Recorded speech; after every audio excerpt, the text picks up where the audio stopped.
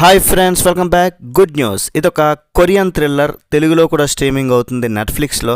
చాలా పెద్ద cinema, 2 hours 20 minutes ఉంది. ఫ్యామిలీతో అయితే చూడలేరు. అలాగని మూవీలో 18+ సీన్స్ అంటూ ఏమీ లేవు, కానీ బండ బూతులు అయితే ఉన్నాయి భయ్య.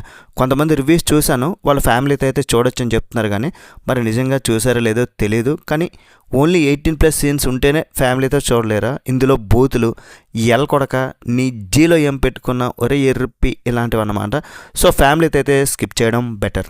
ఇది 1970sలో ఒక ప్లేన్ హైజాకింగ్కి సంబంధించిన ఒక రియల్ స్టోరీని ఫిక్షనల్గా చూపించారు. ఎప్పుడైనా ప్లేన్ హైజాకింగ్ అనేది చాలా సీరియస్ మ్యాటర్, బట్ ఈ సినిమాను మాత్రం కొంచెం సెటైరికల్ కామెడీగా తీసుకొచ్చారు. మరి ఓవరాల్ మూవీ చూసాకైతే జస్ట్ ఓకే ఓకే, ఏదో యావరేజ్ మూవీ అన్నట్టు అనిపించింది అంతే, అంతకు మించి ఏం లేదు. మూవీకి పెద్ద బొక్క ఏదైనా ఉందంటే మాత్రం 2 గంటల 20 నిమిషాలు భయ్య. ఎవరు చెప్పారు అసలు? ఈ సినిమాకి చాలా ఓపిక మీద చూడాలి, ఎందుకంటే ఈ మూవీ అందరు ఆడియన్స్ కనెక్ట్ అవ్వలేరు. ఈ ఇంటర్నేషనల్ మూవీస్తో ఇదే ప్రాబ్లం, చాలా జానర్స్ ఉంటాయి, మన మైండ్కి ఏది సెట్ అవుతుందో తెలియదు. ఇందులో కామెడీ సెటైరికల్గా అనిపించినప్పటికి కూడా అది అంత నవ్వు తెప్పించే విధంగా లేదు. బట్ కొన్ని బూత్ డైలాగ్స్ ఉన్నాయి, ఆ క్యారెక్టర్స్ మాట్లాడే మాటలు, కొన్ని ఇన్సిడెంట్స్ ఒకేలా ఓకే ఓకే అన్నట్టు అనిపిస్తాయి అన్నమాట. ఇది యాక్షన్ ఫిల్మ్ కూడా కాదు కాబట్టి యాక్షన్ కూడా ఎక్స్పెక్ట్ చేయకూడదు. మూవీ అంతా సిల్లీగా అనిపిస్తూ ఉంటుంది. ఈ ప్లేన్ హైజాకింగ్ జరిగినప్పుడు ఒక సీక్రెట్ టీం ఉంటుంది, వాళ్ళ ఫ్లైట్ని ఎలాగైనా ల్యాండ్ చేయడానికి ఎలాంటి ప్లాన్ చేస్తారు, ఆ ప్రాసెస్లో ఎంత కామెడీ ఫన్ జనరేట్ అయ్యిందనేది చూడాలి. ఈ ప్లేన్ హైజాకింగ్ మూవీస్లో ఫస్ట్ టైం సెటైరికల్ కామెడీగా చూపించడం, అది నేను ఫస్ట్ టైం చూడడం. కొన్ని చోట్ల అది వర్కౌట్ అయింది, రెస్ట్ ఆఫ్ పోయింది.